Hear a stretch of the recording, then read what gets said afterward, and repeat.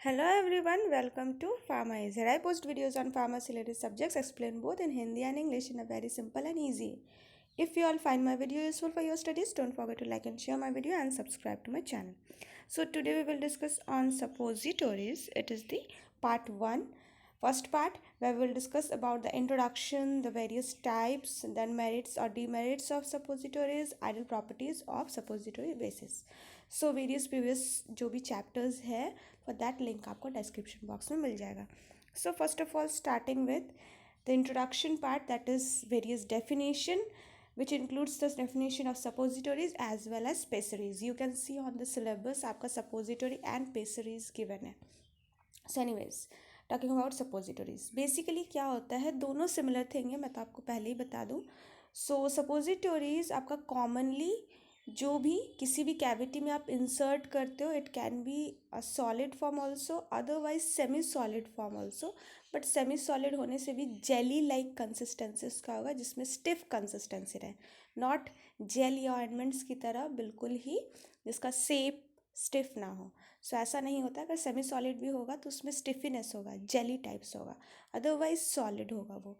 So basically suppository is a doses form which is inserted into any of the body cavity for its action, whereas pessaries क्या होता है, particular which suppository is inserted into the vagina. जिस suppository को आप vagina के अंदर insert करते हो वो suppository आपका होता है pessaries. उसी suppositories को ही pessaries कहा जाता है, otherwise there is no special thing about pessaries. So this is the thing. So suppository आप definition में दे सकते हो, जो कि rectum, vagina, urethra, वेरियस आपके हो गए, नोज़, ईयर, ये सब में इंसर्ट किया जाता है. बेसिकली इसमें सपोजिटोरी में जो बेस होता है वो वैसा बेस होना चाहिए जो मेल्ट हो जाए आपके बॉडी टेम्परेचर पे. इंसर्ट बेसिकली सपोजिटोरी का मैं जब प्रिपरेशन बताऊंगी वहाँ पे मैं डिटेल्स में बताऊंगी. बट सपोजिटोरीज भी लाइक जैसा सेमी सॉलिड डोजेस फॉर्म्स जिस तरह के बेसिस से बनते हैं उसी टाइप के बेसिस से जो है आपका सपोजिटोरीज भी एक्चुअली बनता है. दैट्स वाई मैंने कहा कि सॉलिड भी होता है, सेमी सॉलिड. सॉलिड बिकॉज इसमें स्टिफ सेप रहता है. सेमी सॉलिड का सेप उतना स्टिफ आपको नहीं मिलेगा, बट इसका सेप स्टिफ रहता है बिकॉज आपको इसको इंसर्ट करना है इनटू एनी कैविटी. सो सेप स्टिफ रहना ज़रूरी है, मतलब फिक्स्ड सेप. एंड देन आपका बट ये सेमी सॉलिड इसलिए बिकॉज इसमें भी वैसे ही सेमी सॉलिड में जो बेसेस यूज़ किए जाते हैं उसी तरह का बेस यहाँ पर भी यूज़ किया जाता है. ये कोई ड्राई पाउडर को जैसे टैबलेट बनता है कंप्रेस करके उस तरह से ये नहीं बनता है. इसमें भी आपका सेमी सॉलिड टाइप जैसे वैक्सी बेसिस जनरली लिया जाएगा या वेरियस बेसिस है जो कि आपके बॉडी पर ही जो है मेल्ट होने लगे, बॉडी टेम्परेचर पे मेल्ट होने लगे. बिकॉज इसमें आपका बेस के साथ जो है ड्रग्स डिज़ोल्व रहता है, मिक्स रहता है, जिससे क्या हो जब आपके बॉडी पे जाए, बॉडी के अंदर जाए, बेस जो है वो मेल्ट हो जाए, मेल्ट होकर एब्जॉर्ब हो जाए, एंड जो ड्रग है उसके बाद वहाँ पर प्रेजेंट रहे उस कैविटी के अंदर जहाँ पे वो अपना एक्शन प्रोड्यूस कर सके. तो एनीवेज नेक्स्ट इज पेसरीज. सो पेसरीज भी वही है, single doses form preparation. Generally इसमें क्या होता है, सपोजिटोरीज आपको वेरियस शेप में मिल जाएंगे, बट पेसरीज बेसिकली ओवॉइड शेप. मैं आपको टाइप्स ऑफ सपोजिटोरी में आपको सारे शेप्स भी बता रही हूँ.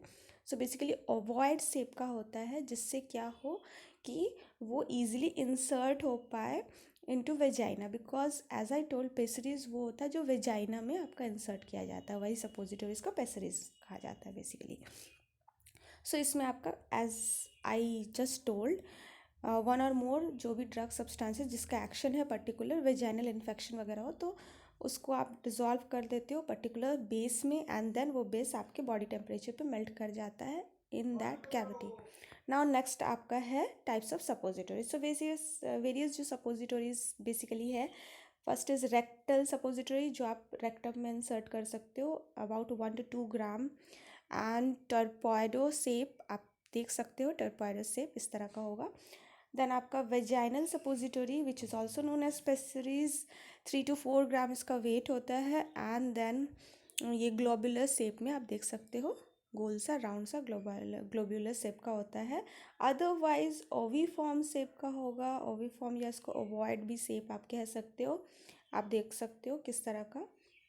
एंड देन आपका अदरवाइज ये टैबलेट प्रेस में कंप्रेशन करके आप इसको कॉनिकल शेप भी दे सकते हो, जो कि आपका ये. तो बेसिकली जनरली आपको ओवॉइड शेप का मिलेगा, otherwise there are more options also, जिसमें ग्लोबुलर एंड देन आपका कॉनिकल शेप भी आप देख सकते हो। So anyways urethral suppository basically 4 gram ये होता है मेल्स के लिए, अदरवाइज 2 ग्राम होता है तो वो फीमेल्स के लिए होता है। मीन्स आपका वेट अलग रहता है for mails and females. And pencil shape basically होता है, आप देख सकते हो। देन नेजल सपोजिटरी 1 ग्राम का होता है, नोज़ में आपको डालना था बिकॉज नोज़ का कैविटी भी छोटा है, तो ये बहुत ही आपका कम वजन का है, 1 ग्राम का होता है। एंड पेंसिल शेप्ड आपका होता है। सो पेंसिल शेप्ड में भी आपको वेरियस शेप दिख जाएंगे, जैसे कि मैंने पेंसिल शेप्ड अभी यूरेथ्रल सपोजिटरी को कहा, बट वहाँ पे थोड़ा सा डिफरेंस आपको नजर आया। देन यहाँ पे पेंसिल शेप्ड, यहाँ पे आपको बिल्कुल ट्रायंगुलर कोन टाइप्स दिख रहा है, पेंसिल का जैसा एकदम फ्रंट माउथ होता है कॉनिकल, बिल्कुल उस तरह का। देन आपका ईयर कोन्स बेसिकली आपके 1 ग्राम के होते हैं, क्योंकि आपका ईयर का कैविटी भी छोटा है। एंड देन ये भी पेंसिल शेप्ड है, बट आप देख सकते हो यहाँ पे पेंसिल का कैसा शेप है, ज़रा सा कॉमा, जैसा आप कॉमा शेप देखते हो, बिल्कुल कॉमा की तरह थोड़ा कर्व्ड है इसका माउथ, जिससे कि ईयर्स आपको पता है कर्व्ड होता है, तो दैट्स वाई इसको ऐसा डिज़ाइन किया गया है कि वो थोड़ा कॉमा शेप्ड हो, जिससे कि वो इजीली इंसर्ट हो सके। So basically according to various cavities and cavity का शेप के अकॉर्डिंग वेरियस सपोजिटरीज को डिज़ाइन किया गया। Now next talking about the advantages और मेरिट्स।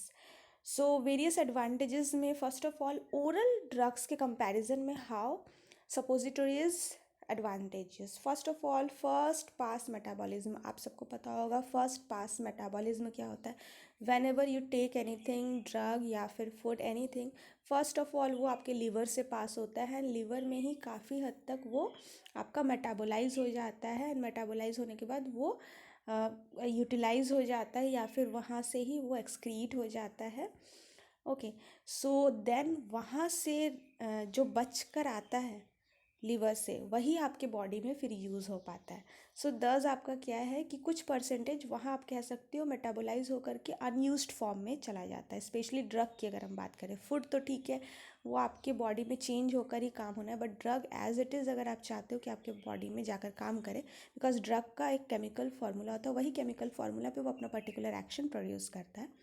तो लीवर अगर उसे मेटाबोलाइज करे, मेटाबॉलिज्म बेसिकली क्या होता है, आपके बॉडी में जब वो केमिकली रिएक्ट होकर कुछ और प्रोडक्ट बन जाए, तो अगर उसका केमिकल फार्मूला बदल जाता है, कुछ और प्रोडक्ट बन जाता है, ऑब्वियसली उसका वो फॉर्म रहा नहीं, तो वो एक्शन प्रोड्यूस नहीं कर पाएगा। दस यहाँ पर वो चीज़ नहीं है। Most of the oral drugs के साथ यही होता है कि कुछ परसेंटेज उसका मेटाबोलाइज हो जाता है लीवर पे ही, मतलब फर्स्ट पास मेटाबॉलिज्म इसीलिए कहते हैं कि फर्स्ट टाइम ही वो मेटाबोलाइज हो गया आपके बॉडी में आने से पहले। एंड देन आपका जो है सो बेसिकली ये आपको नहीं होगा, बिकॉज आप कैविटी में डाल रहे हो, आपके बॉडी में नहीं जा रहा है, आप ओरली उसे इंसर्ट नहीं कर रहे हो, ओरली खा नहीं रहे हो, सो ये नहीं होगा। देन आपका introduce drug into body easily, obviously आप इजीली इसे इंसर्ट कर सकते हो, बहुत ज़्यादा डिफ़िकल्टी नहीं होता है। ऑब्वियसली होता है एक डिसएडवांटेज में इसके बारे में बात करेंगे, but it is easy, generally it is easy, at least orally आप किसी चीज़ को निगलोगे उससे ज़्यादा ईजी है। देन आपका जो है it doesn't cause nausea vomiting, आपको जो है नॉसिया वोमिटिंग फील नहीं होगा, जैसे कि ओरली ड्रग्स खाने से होता है। जब आपके स्टमक में जाता है आपको एक अकबक सा फील होना, अकबक की जिसको कहते हैं नॉसिया, अदरवाइज वॉमिट भी हो जाता है किसी किसी को। देन बेनिफिशियल है उन पेशेंट्स के लिए those who are suffering from severe vomiting, किसी को बहुत ज़्यादा उल्टियाँ हो रही है जो नहीं नहीं खा सकता है, तो उसको इस रूट के थ्रू दिया जा सकता है सपोजिटरी के फॉर्म में किसी भी ड्रग को। देन आपका अनकॉन्शियस पेशेंट अगर है तो उसके कैविटी में आप दे सकते हो, ओरली वो नहीं खा सकता है। Then targeted drug delivery system की तरह भी इसको यूज़ कर सकते हो। टारगेट मतलब बेसिकली आपको जैसे मान लीजिए कि रेक्टम में कोई इन्फेक्शन हुआ है, टारगेट आप कर रहे हो, आप वहाँ पर ही लगा रहे हो, इंसर्ट कर रहे हो, एंड वहाँ पे वो अपना एक्शन प्रोड्यूस कर रहा है। अदरवाइज़ आपका जो है मान लीजिए कि लोअर पोर्शन में आपका जो है कहीं पर मतलब यूरिनरी ट्रैक में किसी तरह का इन्फेक्शन हुआ है, आप किसी भी यूरिनरी रूट पे अगर आप लगाते हो, जैसे कि आपका रेक्टम वगैरह रूट से, तो वो अगर आप वैसा ड्रग को डिज़ाइन करो कि वो क्या हो कि आपका वहाँ से ही रेक्टम पोर्शन से ही वो अपना जो है एक्शन प्रोड्यूस कर सके, या यूरिनरी ट्रैक के लिए आप यूरेथ्रा वगैरह में लगा रहे हो, एंड यूरेथ्रा से वो अपना जो है एक्शन प्रोड्यूस कर रहा है यूरिनरी ट्रैक में। तो इस तरह से आप अगर टारगेट कर रहे हो, ठीक है, टारगेटिंग मतलब होता नहीं है कि ज़रूरी लोकल ही अपना एक्शन प्रोड्यूस करे, उसके द्वारा आप मतलब वो कुछ दूर तक वो अपना ट्रैवल कर सकता है, मतलब ड्रग वहाँ से अब्जॉर्ब होकर के आपका यूरिनरी ट्रैक के इन्फेक्शन के तक पहुँच गया। इट मीन्स आपको ओरली खाना नहीं पड़ा, आप इंसर्ट करके ही उसको बॉडी के पर्टिकुलर एरिया तक जो है सेंड कर सके, टारगेट कर सके। ओके, सो ये आपका हो गया। Target delivery system is not a small thing, very big thing. इसके बारे में कैसे होता है, किस तरह से भेजा जाता है, बॉडी नेचर वगैरह, ये डिटेल्स में आपको जाना। बेसिकली आप जान लो, टारगेट मतलब होता है पर्टिकुलर जिस प्लेस में उसका ज़रूरत है एक्शन, बिल्कुल वहीं जाकर वो अपना एक्शन प्रोड्यूस करे। अननेसेसरीली किसी भी बॉडी के अलग पार्ट्स में वो अपना एक्शन प्रोड्यूस नहीं करेगा जो ड्रग है। देन आपका है get the site of action with lower dose. Obviously आपका जो है इसमें कम डोज लगेगा, बिकॉज आप पर्टिकुलर एरिया पे ही जो है अपना ड्रग को इंसर्ट कर रहे हो। एंड टॉक्सिसिटी भी, सिस्टमिक टॉक्सिसिटी कब होता है, जब आप ओरली खाते हो, आपका ड्रग पूरे बॉडी में अब्जॉर्ब हो रहा है, जहाँ ज़रूरत है वहाँ पर भी जा रहा है, जहाँ ज़रूरत नहीं है वहाँ पर भी जा रहा है अननेसेसरीली। तो फिर क्या होगा कि अगर किसी बॉडी पार्ट का उसके साथ मान लीजिए कि कॉन्ट्रा इंडिकेशन होता हो, तो आपको साइड इफ़ेक्ट्स देखने को मिलेंगे। एंड देन आपका नेक्स्ट इज़ कि प्रोलॉन्ग ड्रग एक्शन, काफ़ी लॉन्ग टाइम तक। अब धीरे धीरे धीरे धीरे वो ड्रग मेल्ट होगा, बेस से रिलीज़ होगा, एंड धीरे धीरे वो अपना एक्शन लॉन्ग टाइम तक अपना प्रोड्यूस करेगा। सो आपको बार बार दवाइयाँ लेने की ज़रूरत नहीं पड़ेगी। देन वेजाइनल इन्फेक्शन या हेमोरॉइड्स जिनको होता है, वेजाइनल इन्फेक्शन हो गया, एंड हेमोरॉइड्स जनरली आपका रेक्टम वगैरह में होता है। तो ये सब केसेस में आपका जो है सपोजिटरी बेस्ट होता है। आप ओरली ड्रग खाओगे उससे ज़्यादा बेनिफिशियल होगा अगर आप सपोजिटरी वहाँ पे दे देते हो, एंड देन वो अपना एक्शन बिल्कुल अच्छे से प्रोड्यूस करेगा, जल्दी ठीक भी करेगा।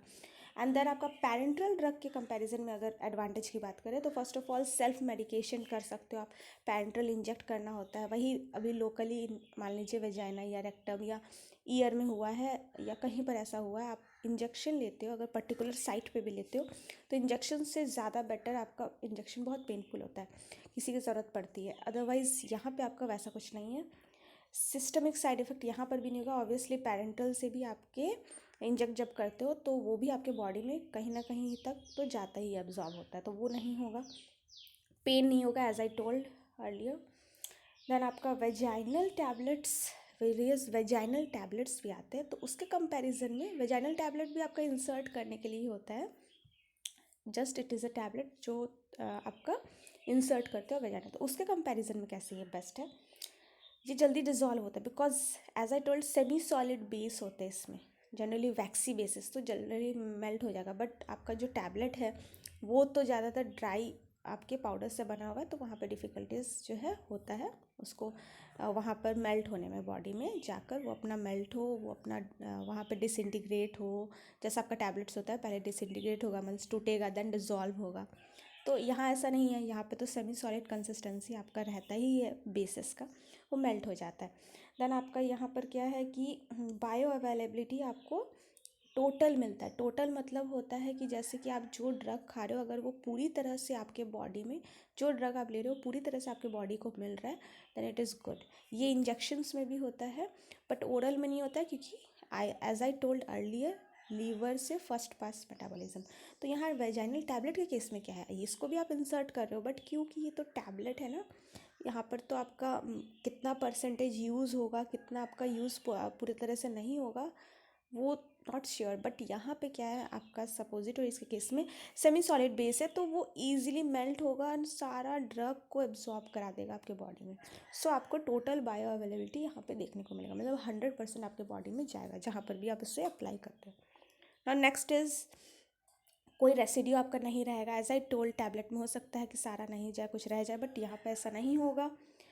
एप्लीकेटर, टैबलेट्स के लिए या जनरली कोई ऑइंटमेंट होता है वेजाइनल ऑइंटमेंट, तो उसके लिए एप्लीकेटर ज़रूरत पड़ता है, but here it is not required. Then itching वगैरह भी इसमें आपको नहीं देखने को मिलता। तो they are the various advantages, not talking about the disadvantages. कुछ डिसएडवांटेजेस में, हर चीज़ का एडवांटेज होता है तो डिसएडवांटेज भी होता है। सो बेसिकली म्यूकोसल इरिटेशन, मतलब जहाँ म्यूकोसा मतलब जो भी स्किन, आपका कैविटी का जो स्किन है, आउटर लेयर, वहाँ पे जब आप लगाते हो तो थोड़ा बहुत इरिटेशन आपको फील होता है। ऑब्वियसली हर मेडिसिन को आप कोई भी एक्सटर्नल सोर्स अगर आपके बॉडी में दोगे तो थोड़ा बहुत उसका इरिटेशन आपको फील होगा। पेशेंट कंप्लाइंस, मतलब पेशेंट को अनईजी सा फील होता है, अब इंसर्ट कर दिया जा रहा है किसी भी कैविटी में, तो किसी को भी अनकंफर्टेबल अनईजी फील होगा। अनडिजायर्ड एब्जॉर्प्शन, यस, क्योंकि यहाँ पे आपको 100% बायोअवेलेबिलिटी मतलब 100% आपका ड्रग आपके बॉडी में एब्जॉर्ब हो जा रहा है। तो आप मान लीजिए नहीं चाहते हो कि, मान लीजिए आप 500 सॉरी यहाँ पे तो mg में नहीं है, ग्राम, मान लीजिए आपका 4 ग्राम का सपोज, आप नहीं चाहते कि उसमें जितना भी आपका ड्रग, मान लीजिए उसमें 500 mg ड्रग प्रेजेंट, आप नहीं चाहते कि पूरा का पूरा 500 mg आपका बॉडी में एब्जॉर्ब हो। मान लीजिए 4 ग्राम का सपोजिटोरी है, बट पूरा का पूरा सपोजिटोरी तो ड्रग से नहीं बना, उसमें बेस भी है, तो आपका ड्रग जो है वो 500 mg है आपके सपोजिटोरी में। आप नहीं चाहते कि पूरा आपके बॉडी में जाए, आप चाहते हो कि जस्ट 250 जाए, या फिर वो धीरे धीरे आपके बॉडी में एब्जॉर्ब हो रहा है, तो आप मान लीजिए चाहते हैं कि वो पर सेकेंड या पर मिनट जो है वो 2 mg करके एब्जॉर्ब हो। बट ऐसा तो होगा नहीं, आप इसमें रेट को तो कंट्रोल नहीं कर सकते हो, तो ज़रूरत से ज़्यादा भी एब्जॉर्प्शन हो सकता है। देन आपका, अगर आप रेक्टम ज़्यादा ऊपर तक इंसर्ट कर देते हो तो उससे वो लिवर के पास भी पहुंच सकता है, उसका कुछ percentage of drug, and first pass metabolism में वो डिस्ट्रॉय हो सकता है। देन आपका पेशेंट जिनको डायरिया हो रहा है उसको आप नहीं दे सकते, स्पेशली रेक्टम की अगर बात करें, बिकॉज वो तो उसको डायरिया हो रहा है, उसमें आप कुछ नहीं कर सकते। तो एनी वेज, नाउ नेक्स्ट आपका है ideal properties of suppository base. But before that, to revise IQ facts. So do you all know taking bath before sleep helps to calm the nerve system, and this helps relaxing the muscles and thus relieves any respiratory system. जी हाँ, अगर आप सोने से पहले नहाते हो ठंडे पानी से तो नहीं, बेसिकली एक वार्म वाटर से अगर आप नहाते हो तो उससे क्या होता है, आपका पूरा नर्वस सिस्टम शांत हो जाता है, जिससे आपका ब्रेन भी रिलैक्स होता है, आपको बहुत अच्छी नींद भी आएगी, प्लस इसके साथ साथ आपका बॉडी का जो भी मसल्स है वो भी रिलैक्स होता है। एंड इससे क्या होता है कि क्योंकि आपका जो रेस्पिरेटरी ट्रैक है वहाँ पे स्मूथ मसल्स है, वो भी रिलैक्स होने से क्या होगा, रेस्पिरेशन प्रॉब्लम जिसको है वो प्रॉब्लम उनको रात में सोते वक्त उतना फील नहीं होगा। सो एनीवेज, नेक्स्ट आपका है ideal properties of suppository base. तो फर्स्ट ऑफ ऑल आपका जो वेरियस प्रॉपर्टीज़ होना चाहिए किसी भी सपोजिटरी बेस का कैरेक्टरिस्टिक, केमिकली यानी फिजिकली उन्हें स्टेबल होना चाहिए नॉर्मल रूम कंडीशन में। जब आप उसको यूज़ कर रहे हो, स्टोर कर रहे हो, जनरली आप जैसे इंसर्ट कर रहे हो कैविटी में, वो आपके हाथ में मेल्ट होने लगे, ऐसा नहीं हो। स्टोर करके रख रहे हो तो मेल्ट हो जाए, ऐसा नहीं होना चाहिए। मतलब स्टिफनेस मेंटेन रहे, जनरली बॉडी टेम्परेचर पे ही सिर्फ वो मेल्ट हो, जब वो काफ़ी देर तक बॉडी के कांटेक्ट में रहे, देन ऐसा नहीं कि आप हाथ में टच किया और वो मेल्ट हो गया। देन नॉन रिएक्टिव होना चाहिए विद द ड्रग, जो भी ड्रग आप ले रहे हो उसके साथ कंपैटिबल और रिएक्ट ना कर जाए ड्रग या फिर auxiliary means various additives and drugs के साथ it should be compatible, and उनके साथ there should be no reactions. Then आपका free from undesirable odour, obviously ऐसा अनडिज़ायरेबल ओडर नहीं होना चाहिए that you are putting into the cavity and cavity से बहुत अजीब सा अनडिज़ायरेबल स्मेल आ रहा है, ऐसा नहीं होना चाहिए। Then non toxic, no toxicity should be there, no sensitivity reaction मतलब रेडनेस, इन्फ्लामेशन ये सब ना हो, इरिटेशन बहुत ज़्यादा ना हो। Okay, then melt and dissolves to release the drug, obviously आपके बॉडी में जाए और इजीली आपका जो बेस है वो मेल्ट हो जाए, and easily it can release the drug, drug को उसमें से निकल जाए। जैसे बेस मेल्ट होगा तो बेस में ही आपका जो है घुला हुआ है वैक्स या वेरियस ऑयल फैट्स वगैरह रहता है, तो उसमें आपका डिज़ोल्व है उससे रिलीज़ हो जाना चाहिए। नॉन बाइंडिंग विद ड्रग, ऐसा नहीं होना चाहिए कि आपका बेस जो है वो ड्रग के साथ बाइंड हो गया है, बाइंड होगा तो वो ड्रग को रिलीज़ नहीं कर पाएगा easily, that's why it should not bind tightly with drug, किसी तरह का बॉन्डिंग नहीं होना चाहिए, जस्ट उसमें डिजॉल्व एंड मिक्स होना। Drug and base should be mixed but not should be reacted और not there should be any binding और बॉन्ड्स बिटवीन दैम। देन आपका mixes with an absorb some water, water भी अगर आप उसमें मिलाते हो तो वाटर के साथ भी मिक्स होना चाहिए, ऑब्वियसली आपको किसी भी चीज़ के लिए थोड़ा बहुत वाटर चाहिए, तो वाटर भी उसमें ईजिली आपका मिक्सड हो सके। देन आपका having some dispersing properties so that it will spread, disperse होना मतलब स्प्रेड होना, सो स्प्रेडिंग प्रॉपर्टी भी आपके बेस में होना चाहिए, ताकि वो ऐसा ना हो कि जहाँ पे जाए बिल्कुल वहीं मेल्ट हो जाए, थोड़ा सा जब पिघल रहा हो तब वो स्प्रेड भी हो उस कैविटी के अंदर, जैसे नोज़ में डालते हो तो नोज़ के सारे एरिया में वो स्प्रेड भी हो, तो स्प्रेडिंग कैरेक्टरिस्टिक होना चाहिए सो दैट वो पूरी तरह से स्प्रेड हो। एंड जहाँ जहाँ भी पूरा, अगर मान लीजिए आपके नोज़ के पूरे कैविटी में वो स्प्रेड होता है मेल्ट के दौरान, तो वो आपके पूरे नोज़ में उस ड्रग को डिस्पर्स कर पाएगा, मतलब ड्रग जो है पूरा बॉडी में, क्योंकि ड्रग तो आपके बेस में, जहाँ जहाँ बेस जाएगा वहाँ वहाँ ही ड्रग रिलीज़ होगा। दैट्स वाई स्प्रेडिंग कैरेक्टरिस्टिक या डिस्पर्सिंग प्रॉपर्टीज भी होना चाहिए. सो एनीवेज नेक्स्ट आपका जो टॉपिक होगा that will be upon various suppository basis on next video. So for more videos, you can go and check my channel. Hope that you have found my video useful. If yes, then press the bell icon to get the notification. Thanks for watching and bye bye.